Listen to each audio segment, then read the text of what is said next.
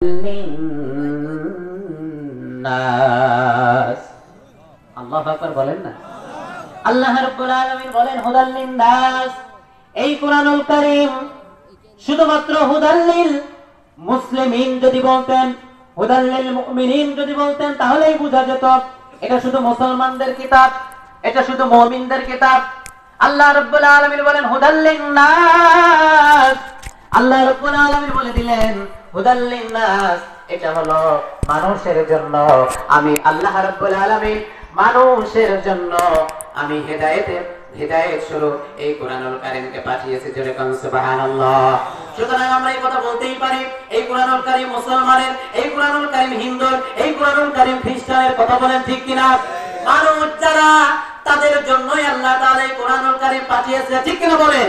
প্রিয় ভাইরা আমার, এই জন্য আপনাদেরকে বলতে চাই, মানুষ নামে যারা বিবেচ্য তাদের জন্যই আল্লাহ রাব্বুল আলামিন এই কোরআনুল কারীম পাঠিয়েছে। সুতরাং যে বা যারা এই কোরআনুল কারীমকে তার ব্যক্তিগত জীবনে সাজাবে, তার পারিবারিক জীবনে সাজাবে, যেই কোরআনুল কারীম সামাজিক জীবনে সাজাবে, যেই কোরআনুল কারীমটাকে রাষ্ট্রীয় জীবনে সাজাবে, সেই ব্যক্তি, সেই পরিবার, সেই সমাজ, সেই রাষ্ট্র শান্তি চলে আসবে। কথা বলেন ঠিক কিনা? প্রিয় ভাইয়ের আমার, এই কোরআনুল কারীম নাজিল করেছেন কে? আমার আল্লাহ রাব্বুল আলামিন নাজিল করেছেন। এই কোরআনুল কারীমের সম্মান মর্যাদা কম না বেশি? এই কোরআনুল কারীমের সম্মান মর্যাদা অনেক বেশি। বিদায় হজের ভাষণে আল্লাহ রাসূল সাল্লাল্লাহু আলাইহি ওয়াসাল্লাম তিনি সোয়া লক্ষ সাহাবীদের সামনে উটের পিঠের উপরে বসে বসে বক্তব্য দিচ্ছেন।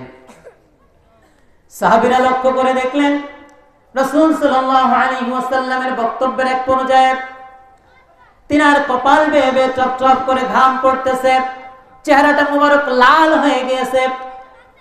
আর যে উটের পিঠের উপরে বসে আছে সেই উটটি থরথর করে কাঁপতে কাঁপতে সেই উটের চারটি পা মাটির সাথে মিশে যাচ্ছে, মাটির সঙ্গে গেড়ে যাচ্ছে। আল্লাহ রাসূলের বক্তব্য শেষ হয়ে গেল।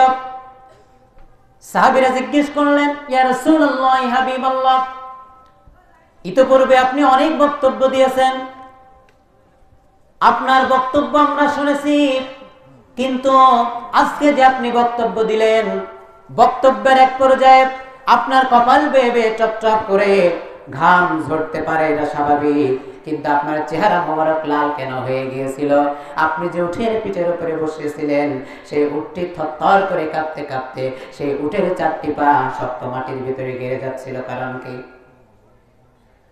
আল্লাহ রাসূল সাল্লাল্লাহু আলাইহি ওয়াসাল্লাম ডাক দিয়ে বললেন, যেহেতু আমার উপরে পবিত্র কোরআনুল কারীম এর আয়াত নাযিল হয়েছে, আল ইয়াউমা আকমালতু লাকুম দীনাকুম ওয়া আতমামতু আলাইকুম নি'মাতি ওয়া রাদিতু লাকুমুল ইসলাম দীনা।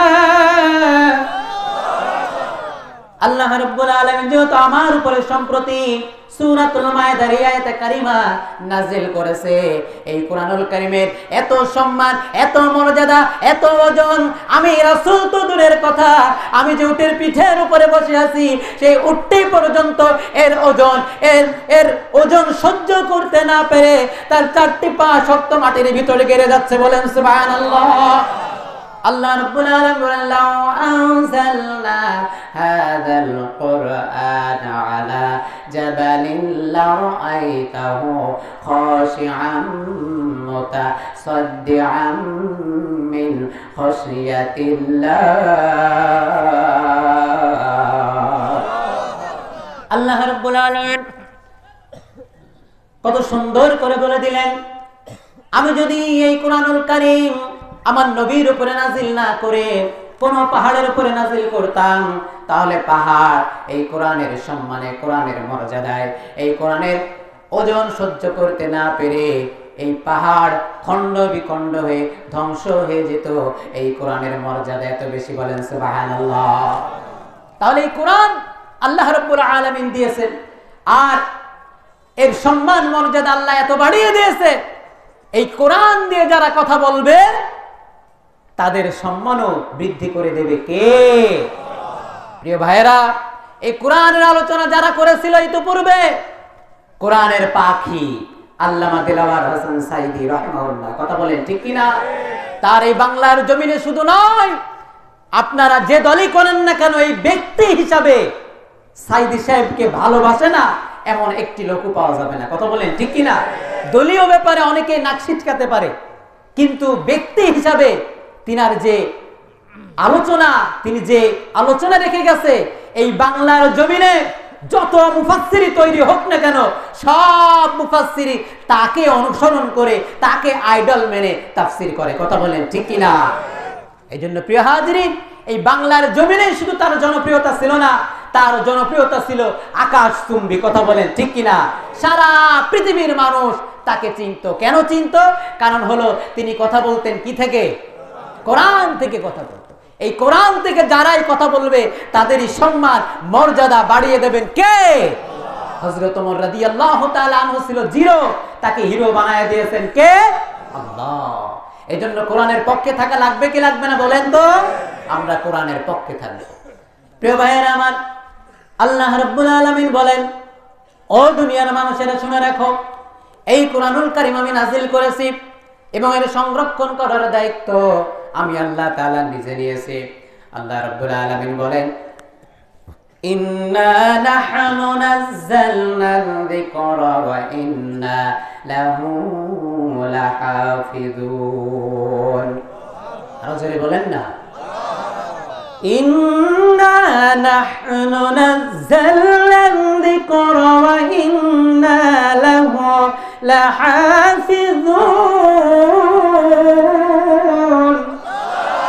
আমার আল্লাহ রাব্বুল আলামিন বলে দিলেন, এই কোরআন নাযিল করেছি আমি আল্লাহ তাআলা এবং এর সংরক্ষণ করার দায়িত্ব আমি আল্লাহ নিজেই গ্রহণ করেছি। কোরআন নাযিল করেছেন কে?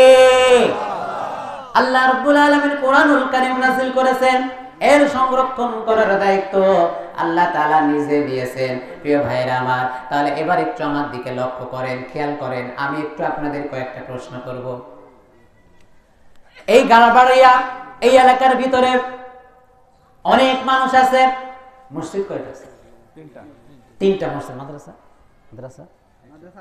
একটা মাদ্রাসা, তিনটা মসজিদ এবং একটি মাদ্রাসা, এবং প্রায় প্রত্যেকটা বাড়িতে একটি করে কোরআনুল কারীমের কপি আছে, নাকি বলেন? এখন গাড়াবাড়িয়ার সমস্ত মানুষগুলো একত্রিত হয়ে তারা যদি চিন্তা করে যে আমরা এই গাড়াবাড়িয়া থেকে কোরআনকে উৎখাত করব, সমস্ত মসজিদের ভিতর থেকে নিয়ে, মাদ্রাসার ভিতর থেকে নিয়ে সকলের বাড়িতে যে যে কোরআনের কপিগুলো একত্রিত করে যদি এই কোরআনুল কারীমের কপিগুলো যদি পুড়ায় দেয়, আপনারা বলেন গাড়াবাড়িয়া থেকে কোরআনকে উৎখাত করা সম্ভব? যদি গাড়াবাড়িয়া থেকে উৎখাত করা সম্ভব না হয়, চুয়াডাঙ্গা জেলায় কয়েক লক্ষ ভোটার, কয়েক লক্ষ মানুষ, তারাও যদি একত্রিত হয়ে যদি চেষ্টা করে সারা চুয়াডাঙ্গা জেলাতে যতগুলো মসজিদ আছে, মাদ্রাসা আছে, সমস্ত বাড়িগুলো থেকে, মসজিদ মাদ্রাসাগুলো থেকে কোরআনের কপিগুলো নিয়ে যদি পোড়ায় দেয়, এর মাধ্যমে মনে হয় কোরআন উৎখাত করা সম্ভব? প্রিয় ভাইয়েরা আমার, আমরা খুলনা বিভাগে বসবাস করি। খুলনা বিভাগে লক্ষ লক্ষ মানুষ বসবাস করে। খুলনা বিভাগের ভিতরে শত শত মসজিদ মাদ্রাসা আছে। সমস্ত মসজিদ গুলো থেকে, মাদ্রাসা গুলো থেকে যদি কোরআনুল কারীমের কপি নিয়ে এসে পড়িয়ে দেওয়া হয়, এর মাধ্যমে মনে হয় কোরআন উৎখাত করা সম্ভব। সারা বাংলাদেশের ভিতরে 18 থেকে 20 কোটি মানুষ, তারাও যদি একত্রিত হয়, একত্রিত হয়ে যদি চেষ্টা করে এই কোরআনুল কারীমের উৎখাত করার জন্য, এই বাংলাদেশের মানচিত্র থেকে কোরআন উৎখাত করার জন্য যদি চেষ্টা করে, আপনারা বুঝে থাকলে জবাব দেন, তাও কি সম্ভব? প্রিয় ভাইয়েরা আমার, সারা বাংলাদেশ নয়, সারা পৃথিবীতে 750 থেকে 800 কোটি মানুষ সকলেই যদি একত্রিত হয়, একত্রিত হয়ে তারা যদি সারা পৃথিবী থেকে সমস্ত কোরআনুল কারীমের কপিগুলো নিয়ে জ্বালায় দেয়, পুড়ায় দেয়, এরপরেও এই সারা বিশ্বের মানচিত্র থেকে এই কোরআনুল কারীম উৎখাত করা সম্ভব হবে না। কারণ কি? কারণ আল্লাহ তাআলা বলেন, ইন্না নাহনু নাযালনা যিকরা ওয়া ইন্না লাহু লাহাফিজুন। আল্লাহ তাআলা বলেন এই কোরআন নাযিল করেছে আমি আল্লাহ তাআলা, আর এর সংরক্ষণ করার দায়িত্ব আমি আল্লাহ তাআলা নিজে নিয়েছি। এজন্য কবি কত সুন্দর করে বলেন, যদি আগুন লেগে ধ্বংস হয়ে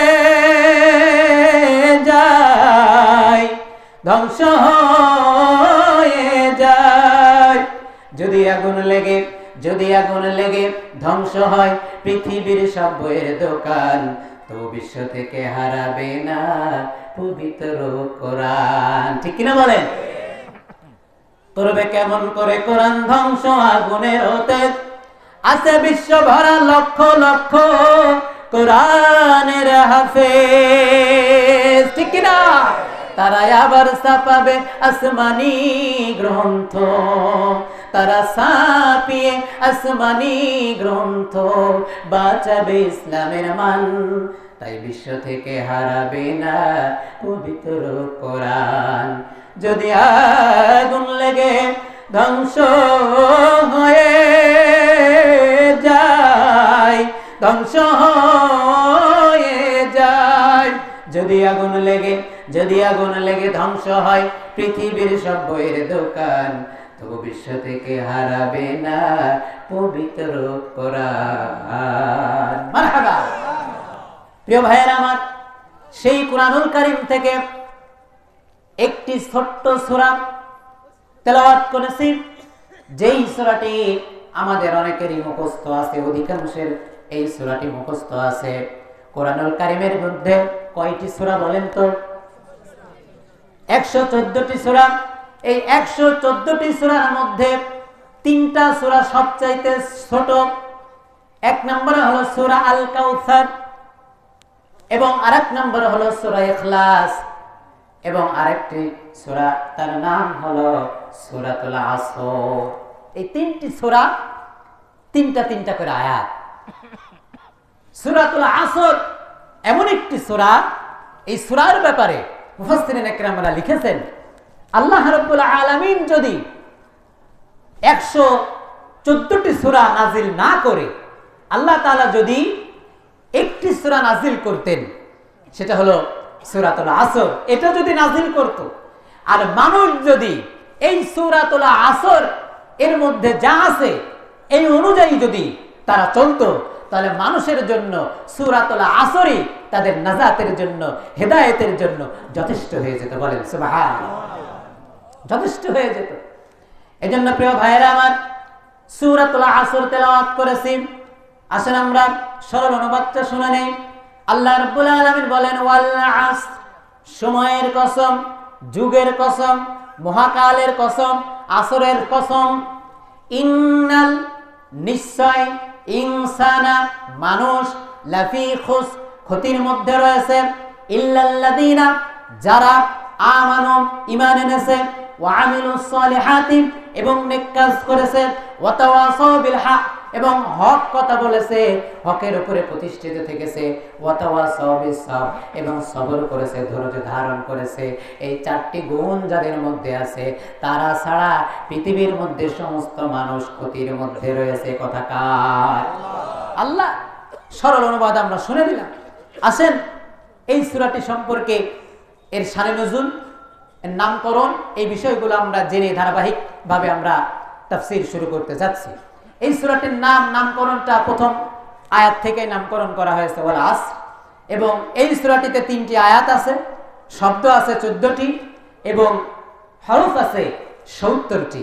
সূরাটি মক্কায় নাজিল হয়েছে। এই সূরাটির গুরুত্ব এবং ফজিলত সম্পর্কে যতটুকু জানা যায়, সেটা হলো ইমাম শাফিঈ রাহমাতুল্লাহি আলাইহি তিনি বলেন, লাউ তাদাব্বারুন নাসি হাযিহি সূরাতুল ওয়াসিআতুহুম। ইমাম শাফিঈ রাহমাতুল্লাহি আলাইহি তিনি বলেন, যদি মানুষ এই সূরাটি নিয়ে গবেষণা করে, তাহলে এই সূরাটি তার জন্য যথেষ্ট হয়ে যাবে। সুবহানাল্লাহ।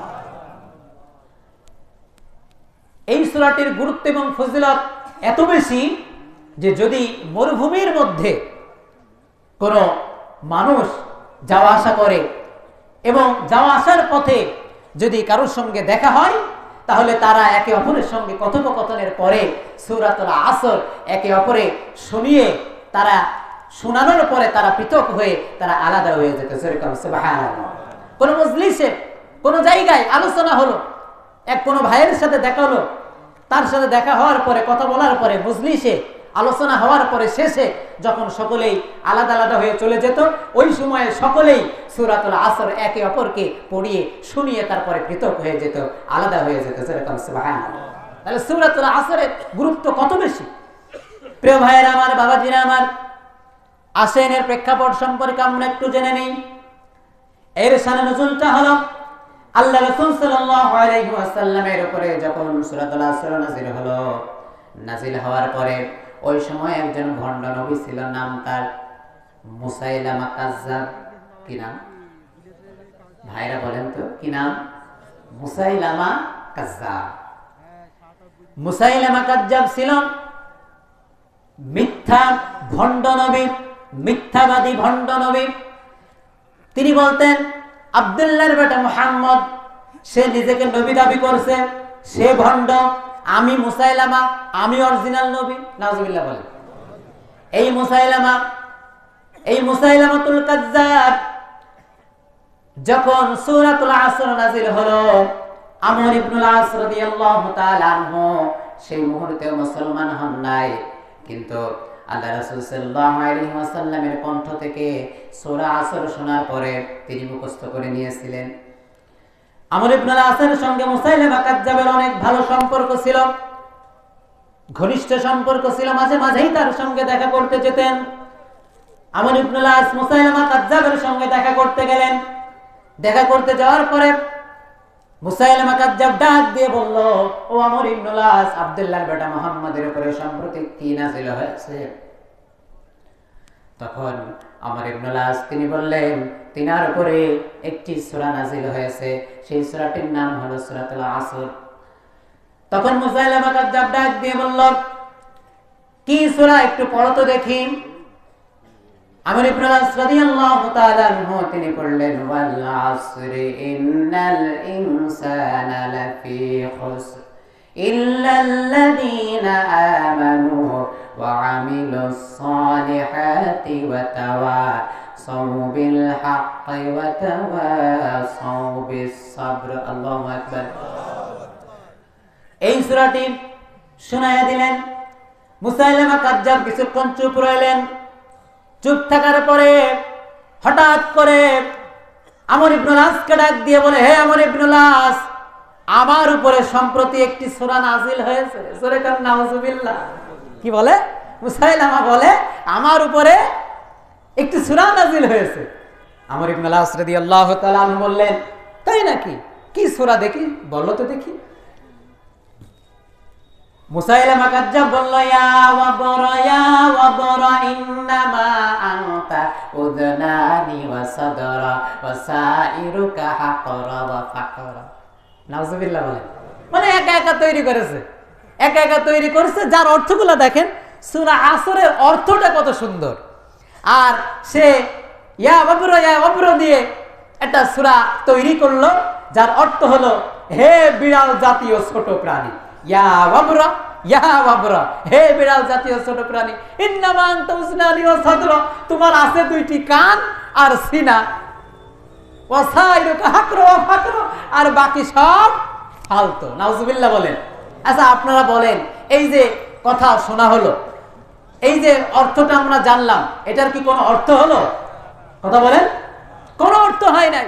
প্রিয় হাজিরিন, তখন মুসাইলামা কাজ্জাব ডাক দিয়ে বলেন, স্লোগান দেন। কে প্রধান বক্তা নাকি? যা করেন করেন, আমার চা দেন তো ভাই, এ তো ঠান্ডা হয়ে গেল, ফেলে দিয়ে এখনই দেন। 9:30 পর্যন্ত সময়, হুজুর আদায় করেন। এর মধ্যেই আদায় নাকি? এর মধ্যেই কি আদায় করতে হবে? ভাই ভালো আছেন? কখন এসছেন ভাই? আচ্ছা আচ্ছা, আলোচনা দেখছেন নাকি ভাই? হ্যাঁ, আলোচনা করেছেন এলাকায় বাড়ি। ও আচ্ছা, ঠিক আছে, আলহামদুলিল্লাহ, খুশি হয়েছি, জাযাকাল্লাহ। এই ছোট ভাই জানি আসেন।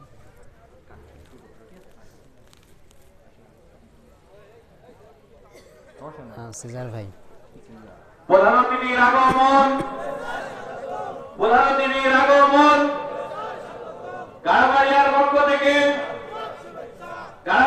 পক্ষ থেকে বলছি এর নারায়ণ 9:30টার মধ্যে তাকবীর। আমার কালেকশন শেষ করতে হবে, এই তো?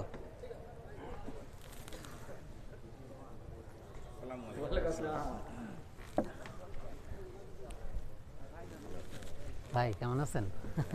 আলহামদুলিল্লাহ। ইকবাল ইসলাম পাড়ায় বাড়ি। আপনার ছোট ভাইয়ের সাথে ভালো সম্পর্ক।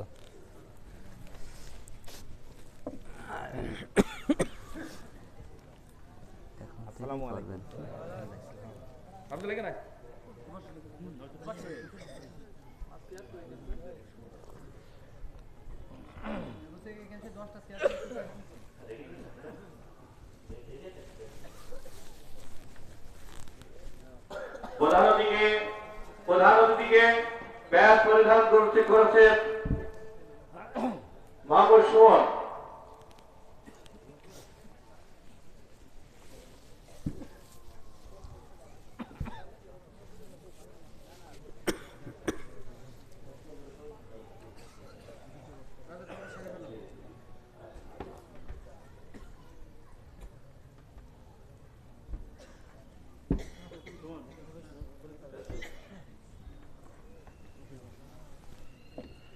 দ্বিতীয় মেহমানকে ব্যাস পরিধান করাচ্ছেন মোহাম্মদ মামুন মিয়া।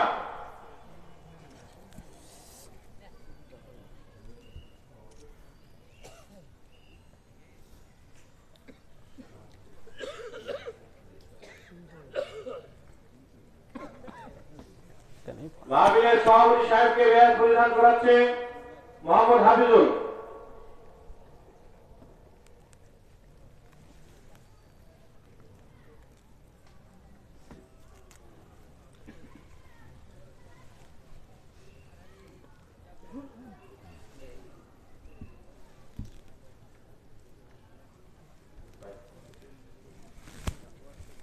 বিশেষ মেহমানকে ব্যাস পরিধান করাচ্ছেন মাওলানা মোহাম্মদ বাইজিদ হুসাইন।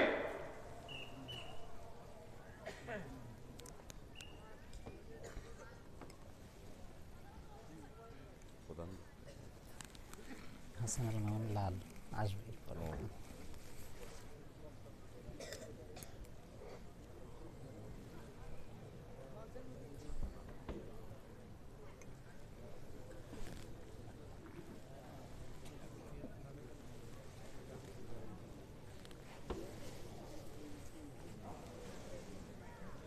ভাই শেষ।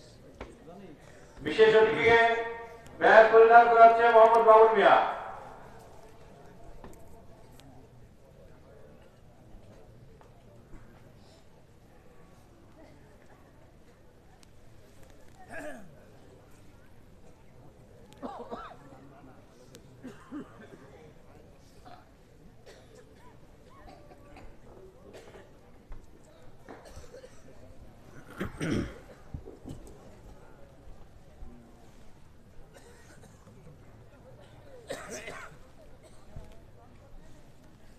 সম্মানিত হাজরিন, যে কথা বলছিলাম, মুসাইলামা কাজ্জাব সে মিথ্যাবাদী, ওই মুহূর্তেই সে একটি সূরা তৈরি করলো, যার অর্থ আসলেই একেবারেই মানে তার সূরার শেষের হাকরা ওয়া ফাকরা এই কথার মতনই, যে একেবারেই ফালতু কথা। বলেন ঠিক কিনা? আমর ইবনুল আস রাদিয়াল্লাহু তাআলা আনহুকে ডাক দিয়ে বললেন, ও আমর ইবনুল আস, তোমার কি মনে হয় আমার উপরে যে আল্লাহ তাআলা, আমার ঈশ্বর যে আমার উপরে একটি সূরা নাযিল করলো, এই সূরাটি তোমার কেমন লাগলো? ডাক দিয়ে আমর ইবনুল আস তখনও কিন্তু মুসলমান হন নাই। আমর ইবনুল আস রাদিয়াল্লাহু তাআলা আনহু তিনি বললেন, ওয়াল্লাহি ইন্নাকা লাতা'লামু আন্নী আ'লামু আন্নাকা তাকযীব।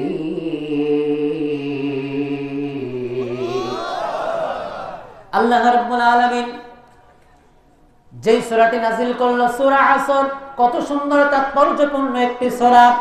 আমর ইবনুল আস রাদিয়াল্লাহু তাআলা বললেন যে আল্লাহ রাব্বুল আলামিন কত সুন্দর তাৎপর্যপূর্ণ একটি সূরা আল্লাহ তাআলা নাযিল করলেন, সূরাতুল আসর। আর তুমি যে সূরাটি পড়লে এটা তো সূরা নয়, এটা তৈরি করা। আল্লাহি, আমি ওই আল্লাহর কসম করে বলছি, তুমি যা তৈরি করেছো তুমি নিজেও মিথ্যাবাদী এবং যা কিছু বলেছো সেটাও মিথ্যা। কথা বলেন ঠিক কিনা? প্রিয় ভাইয়েরা আমার, বাবাজিরা আমার, তাহলে এটা ছিল প্রেক্ষাপট। আমি আমার আর কয়েকটি কথা বলে আমার আলোচনা শেষ করে দিব, যেহেতু প্রধান অতিথি চলে এসেছে, প্রধান বক্তাও কিছুক্ষণের মধ্যে চলে আসবেন। এই সূরাটি সম্পর্কে তাফসীরে কাবীর আল্লামা ফখরুদ্দীন আর-রাজি রাহমাতুল্লাহি আলাইহি তিনি তিনার তাফসীরের ভিতরে একটি ঘটনা উল্লেখ করেছেন। সকলে একটু মনোযোগ সহকারে শ্রবণ করবেন। এই একটি ঘটনায় আমাদের নাজাতের জন্য যথেষ্ট হয়ে যেতে পারে।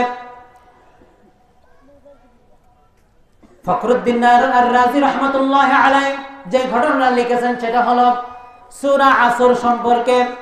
একজন বুজুর্গ ব্যক্তি তিনি চিন্তা করা শুরু করলেন, গবেষণা করা শুরু করলেন।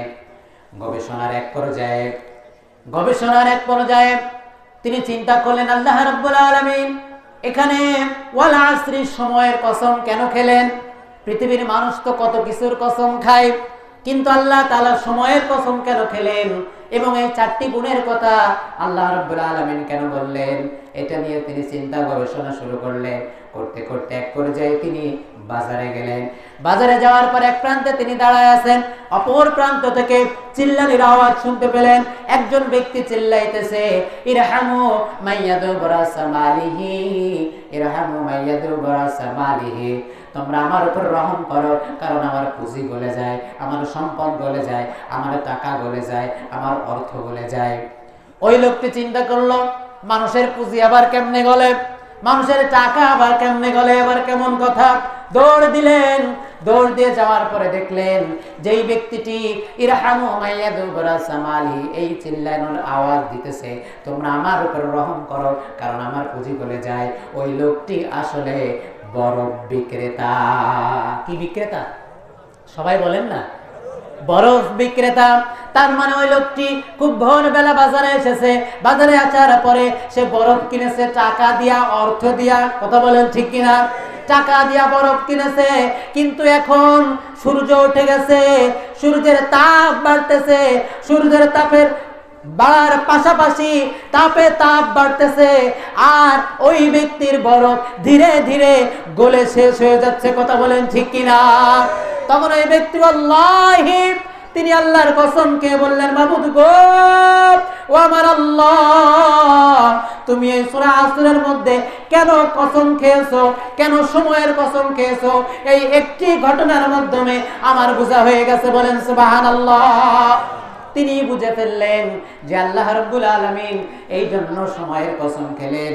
ও দুনিয়ার বান্দারা, ও দুনিয়ার মানুষেরা, খুব ভালো করে খেয়াল করো, আল্লাহ রাব্বুল আলামিন সময়ের কসম খেলেন। তার অর্থ হলো আল্লাহ রাব্বুল আলামিন আমাকে আপনাকে নির্দিষ্ট একটা হায়াত দিয়ে পৃথিবীতে পাঠিয়েছেন। কথা বলেন ঠিক কিনা?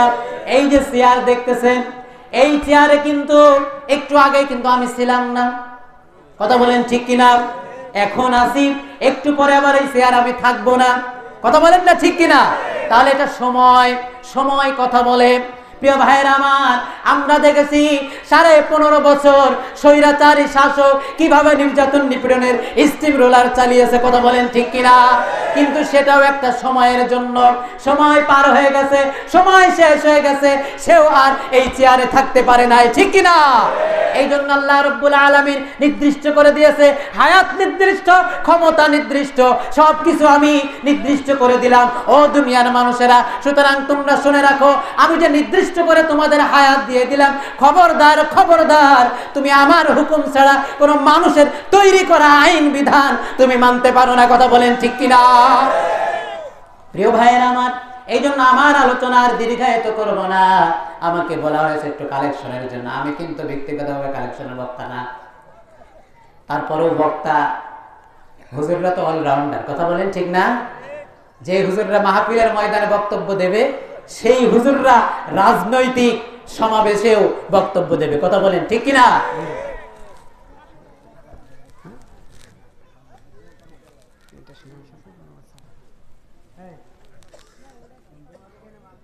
কি হল?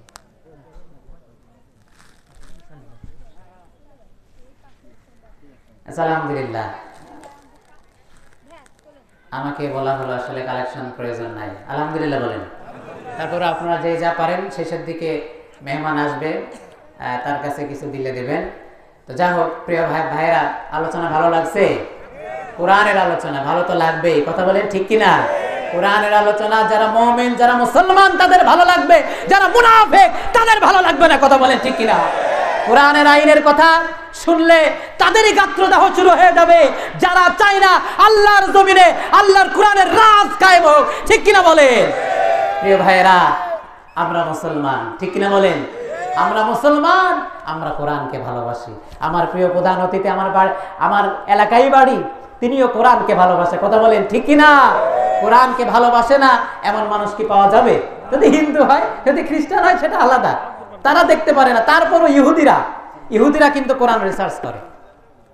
ইহুদিরা কোরআন রিসার্চ করে করে মুসলমানদেরকে কিভাবে ধ্বংস করে দেওয়া যায় এই চক্রান্তে তারা লিপ্ত হয়, ঠিক কিনা বলেন? ইহুদিদের ব্যাপার আমাদের একটু জানা থাকা দরকার। ইহুদিদের ব্যাপার আমাদের একটু জানা থাকা দরকার। আমরা এই যে দেখেন, আপনাদেরকে একটু বলি, সেটা হলো যে বাংলাদেশের মধ্যে ইসকন একটা দল, একেবারে খুব বড় দল নাকি? বিএনপি জামাতের মতন, সলমনের মতন বড় দল নাকি? কথা বলেন। একেবারেই মানে কি বলে, সংখ্যালঘু বলা যায়। তো এই যে ইসকন, তাদের এত দুঃসাহস কিভাবে হলো? একেবারে প্রকাশ্যে দিবালোকে একজন এপিপি অ্যাডভোকেটকে কিভাবে তারা হত্যা করতে পারে, কথা বলেন ঠিক কিনা?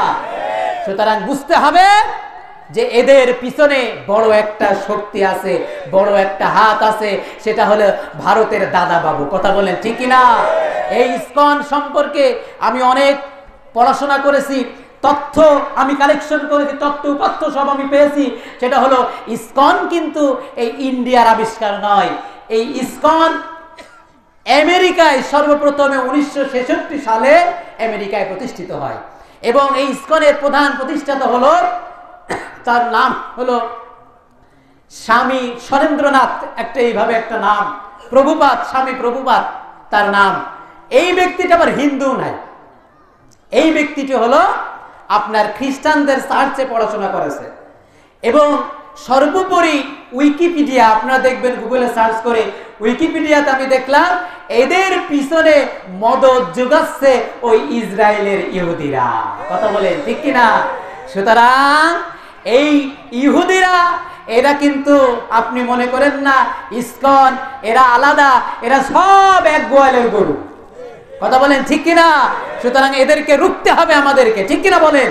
আমরা বাংলাদেশের মানুষ, বাংলাদেশের জনগণ এক স্বৈরাচার চলে গেছে, আর এই বাংলার জমিনে দ্বিতীয় কোন স্বৈরাচারকে দেখতে চাই না। আমরা দল মত নির্বিশেষে এই ইসকনকে উচ্ছেদ করার জন্য, ইসকনকে একেবারে প্রতিহত করার জন্য দল মত নির্বিশেষে আবার প্রয়োজনে আমরা মাঠে নামবো, এরপরেও ইসকনকে নিষিদ্ধ করেই ছাড়বো, কথা বলেন ঠিক কিনা? ইহুদিদের কথা বলছিলাম। ইহুদিরা, আমরা তো মুসলমান, আমরা কঠোর মুসলমান হতে পারি নাই, কিন্তু ইহুদিরা কঠোর ইহুদি, হিন্দুরা কঠোর হিন্দু, কথা শোনেন না? যে কঠোর হিন্দু তার মানে কি? তাদের দিন ছাড়া তারা অন্য কোনো কিছুকে তারা মানবে না। ইহুদিরাও তাই। ইহুদিদের সারা পৃথিবীতে যত রেস্টুরেন্ট আছে, এই রেস্টুরেন্টে তাদের একজন একজন করে আলেম আছে। কি আছে? একজন একজন করে আলেম আছে, ইহুদি আলেম। ওই ইহুদি আলেমদের একেবারে সরাসরি উপস্থিত থেকে ইহুদি আলেমকে দিয়ে তারা প্রাণী জবাই করে। জবাই করার পরে হালাল না হারাম তাদের ধর্ম অনুযায়ী তারা হালাল হারাম বেছে তারা ওইগুলা মেনে চলে। আমরা কি তাই করি? তাহলে তারা কত কঠোর! প্রত্যেকটা রেস্টুরেন্টে একটা করে আলেম নিযুক্ত করে রেখেছে, মাসে মাসে বেতন দেয়, শুধুমাত্র প্রাণীগুলো সঠিকভাবে তাদের দিনই কায়দায় জবেও হচ্ছে কিনা এইটা দেখার জন্য। কিন্তু আমাদের কি এটা আছে? কারণ আমরা কঠোর নাই, আমরা কঠোর হতে পারে নাই, তারা কঠোর। আমরা মুসলমান, আমাদের ধ্বংসের জন্য তারা কঠোর, ঠিক কিনা বলে? এই জন্য এই বিষয়টা বুঝেছিল হিটলার। কে বুঝেছিল? হিটলার নাম শোনেন নাই? হিটলার 60 লক্ষ ইহুদিকে হত্যা করেছিল। 60 লক্ষ ইহুদিকে হত্যা করার পরে তিনাকে খুঁজে খুঁজে যখন পেয়ে গেল, গ্রেফতার করলো, তার যখন ফাঁসির কাস্টে নিয়ে যাওয়া হবে, ফাঁসির কাস্টে নিয়ে যাওয়ার আগে তাকে জিজ্ঞেস করা হলো যে হিটলার, তোমার শেষ ইচ্ছা কি? হিটলার ডাক দিয়ে বলছেন, আমার শেষ ইচ্ছা হলো আমি ইহুদি হতে চাই। কি হতে চাই? সে বলে আমি ইহুদি হতে চাই। বলছে আশ্চর্য কথা, তুমি 60 লক্ষ ইহুদিকে হত্যা করলা, আর আজকে মৃত্যুর ভয়ে তুমি এখন বলছো তুমি ইহুদি হতে চাও। আশ্চর্য কথা। হিটলার ডাক দিয়ে বলল, না, আমি মৃত্যুর পরোয়া করি না, মৃত্যুর ভয়ে আমি ইহুদি হতে চাই না। আমি এই জন্য ইহুদি হতে চাই, কারণ হলো আমি ইহুদি হয়ে আমার ফাঁসি হবে, এবং আমার ফাঁসি হওয়ার মাধ্যমে আমি দেখতে চাই যে আর একজন ইহুদি এই পৃথিবী থেকে বিদায় নিল। আল্লাহু আকবার। কথা কি বোঝা গেল? তার মানে সে বলছে আমি ইহুদি হয়ে আমাকে তোমরা মেরে ফেলো, তারপর ওই পৃথিবী থেকে একজন ইহুদি চলে যাবে, এটাই আমার জন্য বড় সান্ত্বনা। এই জন্য এই ইসকনকে নিষিদ্ধ করতে হবে, ঠিক কিনা? প্রয়োজন হলে আমরা সবাই দলমত নির্বিশেষে মাঠে নামবো, এরপরেও প্রয়োজনে আরেকটা বিপ্লব ঘটাবো, তারপরেও আমরা ইসকনকে, এই বাংলাদেশকে তছনছ করতে দেব না। কথা বলেন ঠিক কিনা? প্রিয় ভাইয়ের আমার, যেই কথা বলছিলাম, আল্লাহ রাব্বুল আলামিন আমাদের হায়াতটা নির্দিষ্ট করে দিয়েছেন।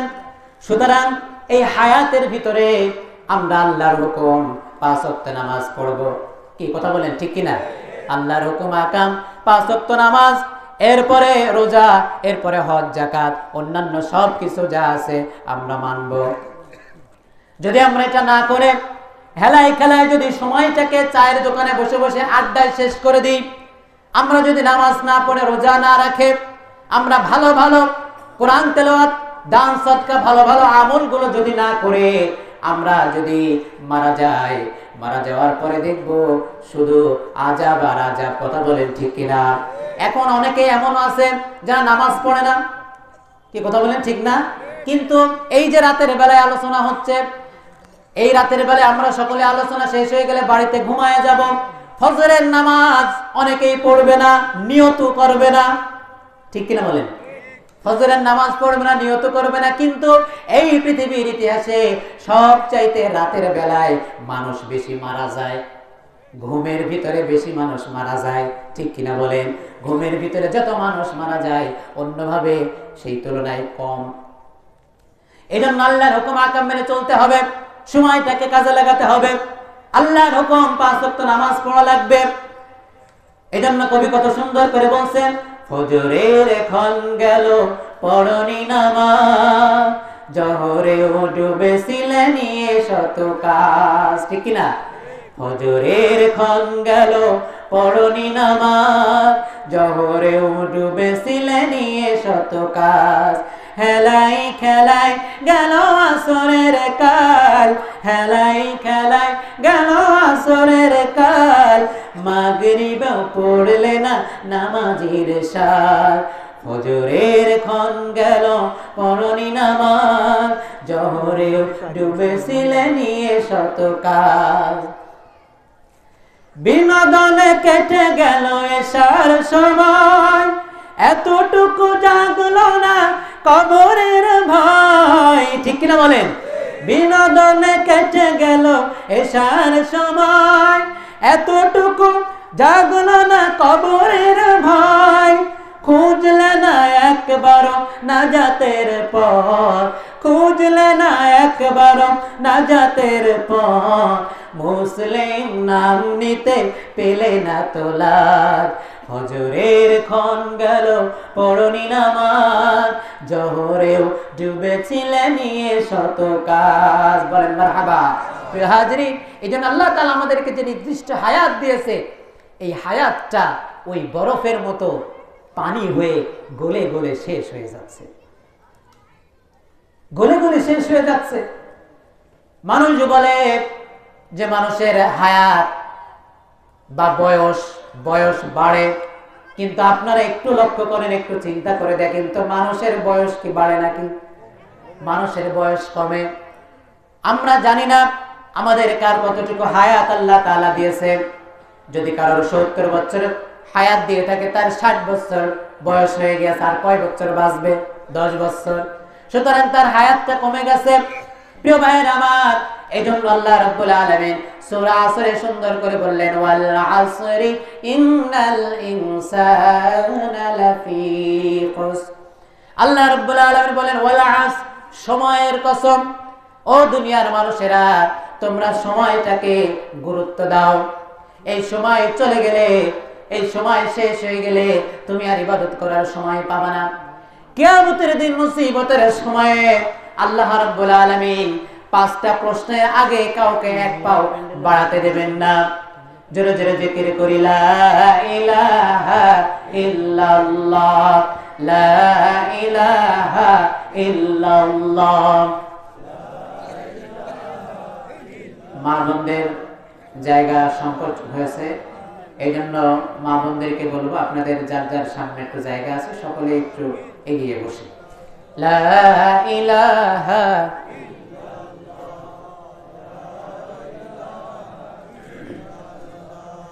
লা ইলাহা ইল্লাল্লাহ, সুবহানাল্লাহ, আলহামদুলিল্লাহ, লা ইলাহা ইল্লাল্লাহ, লা ইলাহা ইল্লাল্লাহ, মুহাম্মাদুর রাসূলুল্লাহ সাল্লাল্লাহু আলাইহি ওয়াসাল্লাম। প্রিয় হাজিরিন, তাহলে সময়টাকে আমাদের গুরুত্ব দিতে হবে। প্রিয় ভাইয়েরা আমার, আল্লাহ রাব্বুল আলামিনের পরে বলেন, ইন্নাল ইনসানা লাফি খুসর, নিশ্চয় মানুষ ক্ষতির মধ্যে আছে। খুব ভালো করে মনোযোগী হন। আল্লাহ তাআলা কি শব্দ দিয়েছেন? ইনসান শব্দ দিয়েছেন। ইনসান শব্দের অর্থ হলো মানুষ। আল্লাহ রাব্বুল আলামিন যদি এখানে ইন্নাল মুসলিমিনা দিত, তাহলে বুঝতাম আল্লাহ শুধু মুসলমানদেরকে বলছেন। যদি এখানে ইন্নাল মুনাফিকিনা, ইন্নাল কাফিরিনা, ইন্নাল মুশরিকিনা দিত, তাহলে বুঝতাম এখানে মুশরিকদের কথা বলছে, কাফিরদের কথা বলছে। কিন্তু আল্লাহ রাব্বুল আলামিন দিলেন ইন্নাল ইনসানা লাফি খুসর, মানুষ ক্ষতির মধ্যে আছে। অর্থাৎ মানুষ বলতে হিন্দু, খ্রিস্টান, মুসলমান, ইহুদি, বৌদ্ধ, এইভাবে যত ধর্মাবলম্বী মানুষ আছে, সমস্ত মানুষ ক্ষতির মধ্যে আছে। তবে 4টা গুণ যাদের মধ্যে আছে। কয়টি গুণ? 4টি গুণ। আরো জোরে, পিছনের ভাইয়েরা, জোর হলো না। 4টি গুণ যাদের মধ্যে আছে, তারা ক্ষতি থেকে বেঁচে যাবে। লাভ এবং ক্ষতি, ক্ষতি থেকে তারা বেঁচে যাবে। এই 4টি গুণ, সর্বপ্রথমে কি গুণ? আল্লাহ তাআলা বলেন, ইল্লাল্লাযীনা আমানু, যারা ঈমান আনে। তাহলে যদি ঈমান আনে, তাহলে দেখেন সূরাটা কত সুন্দরভাবে আল্লাহ তাআলা নাযিল করেছেন। শুরুতে বললেন মানুষ ক্ষতির ভিতরে আছে। 4টা গুণ বাদে, 4টা গুণ যারা অর্জন করবে তারা সফলতা অর্জন করবে, তারা লাভবান হবে, তারা কল্যাণ প্রাপ্ত হবে। 4টা গুণের সর্বপ্রথম যেটা দিলেন, ঈমান আনতে হবে।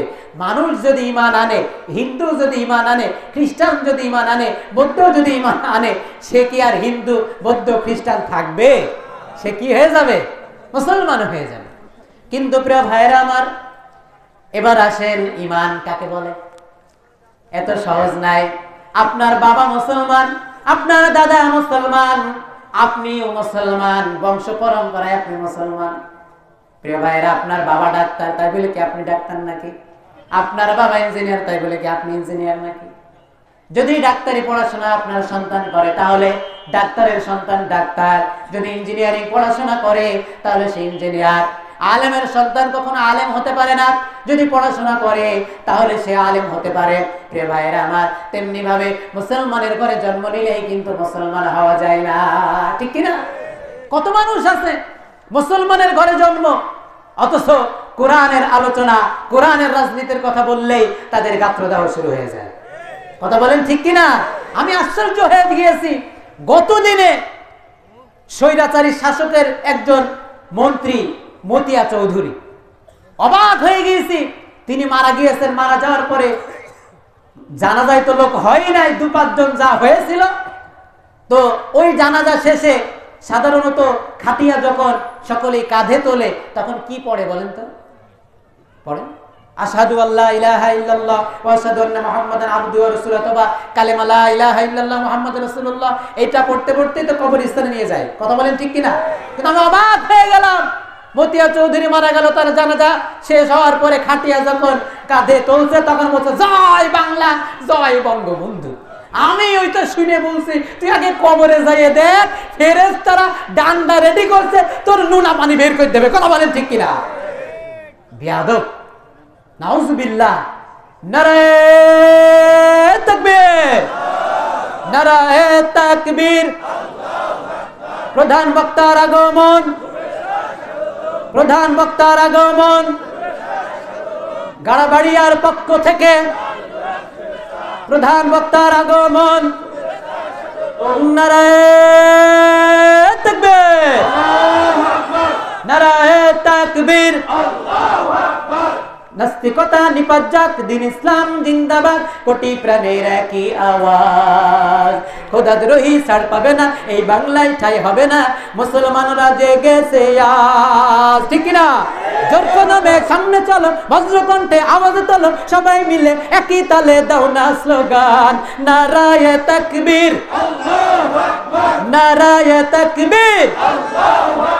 আল কোরআনের আলো, না না না হয় নাই, আল কোরআনের আলো হয় নাই, হয় নাই, আল কোরআনের আলো সংসদে জালো। ইসলামের জন্য এদেশ হয়েছে জন্ম, ইসলামের বিরুদ্ধে গেলে দেশ হবে ভিন্ন। ঠিক কিনা? ইসলামের বিরুদ্ধে যারা নিয়েছে অবস্থান, এই বাংলায় ঠাই হবে না, যাও হিন্দুস্তান। জোর কদমে সামনে চলো, বজ্রকণ্ঠে আওয়াজ তোলো, সবাই মিলে একই তালে দাও না স্লোগান। নারায়ে তাকবীর, নারায়ে তাকবীর। ওয়া আখির দাওয়ানা আনিল হামদুলিল্লাহি রাব্বিল আলামিন। প্রিয় ভাইরা, বাবাজিরা, আপনারা আমার জন্য দোয়া করেন।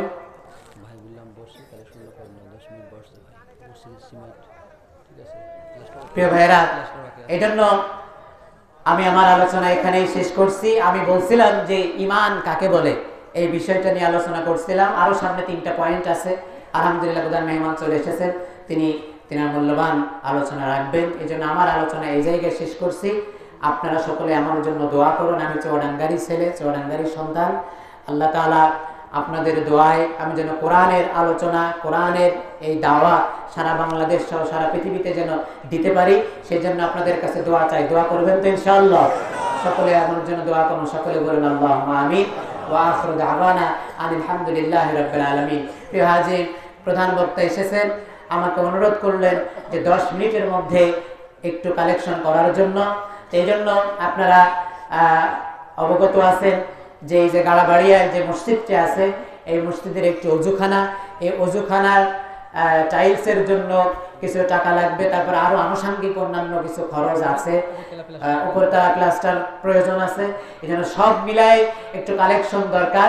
তো এই জন্য আপনারা 10 মিনিটের মধ্যে মোটামুটি একটু ওয়াদা করেন যে আপনারা 1000-500 যে যা পারেন একটু আল্লাহর ঘর মসজিদের ওযুখানার জন্য আমরা একটু দান করলাম। 1000 টাকা। বলেন ভাইরা আমার, অনেকের পিতামাতা চলে গেছে, অনেকের পিতামাতা অন্ধকারে গহীন কবরে চলে গেছে। সেই যে 3.5 হাত মাটির নিচে চলে গেছে, বলেন আর কি কোনোদিন খোঁজ খবর নিতে পেরেছি? বলেন নিতে পেরেছি? নিতে পারি নাই। এই জন্য সেই পিতা মাতার জন্য আমি অনুরোধ করব যে আল্লাহ তাআলা শুধু বলেন নাই যে পিতা মাতা বেঁচে থাকলে বেঁচে থাকা অবস্থায় তাদের খেদমত করতে হবে, এই কথা কিন্তু শুধুমাত্র বলেন নাই, মৃত্যুর পরেও তাদের জন্য খেদমত থেকে যায়। সেটা কি? সেটা হলো মৃত্যুর পরে তাদের জন্য দান সদকা করা, তাদের জন্য দোয়া করা, এই কাজগুলি মৃত্যুর পরবর্তী সময়ে করা, এটা তাদের জন্য খেদমত। এই জন্য প্রিয় ভাইয়েরা, বাবাজিরা, আপনারা একটু খুশি হয়ে জি 1000 টাকা, 1000 টাকা। নারায়ে তাকবীর। দেখেন আলহামদুলিল্লাহ, মুরব্বী মানুষ দাঁড়ায় গেছে, কলিজা আছে। কথা বলেন ঠিক কিনা? এই জন্য